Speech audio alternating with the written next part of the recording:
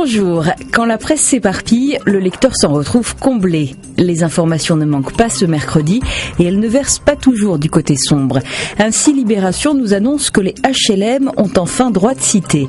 Instauré en 2000, le quota de 20% de logements sociaux est désormais atteint dans de nombreuses villes.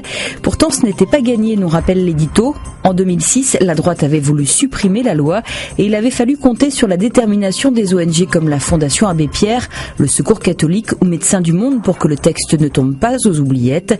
Et aujourd'hui, même la capitale joue désormais le jeu de la mixité sociale. Un nouvel appel à la résistance s'affiche donc en une du Parisien aujourd'hui en France. SOS librairie de quartier. Les échoppes spécialisées sont écrasées par le poids des ventes en ligne et sont de plus en plus nombreuses à fermer. Les élus se mobilisent. Une loi devrait être votée aujourd'hui au Sénat. Elle empêchera que les grandes enseignes du web bradent les livres.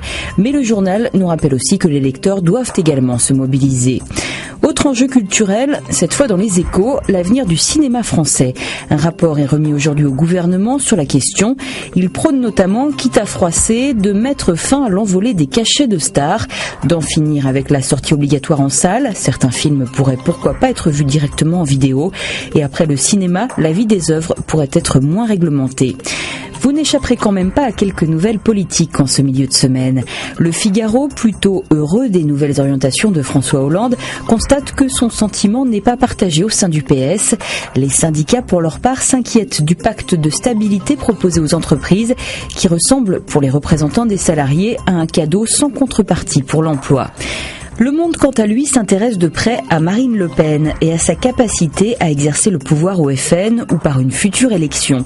Selon le journal, la présidente du parti exerce en solitaire, avec pour seul conseiller Florian Philippot, énarque trentenaire. En interne, elle est qualifiée de cassante et manipulable.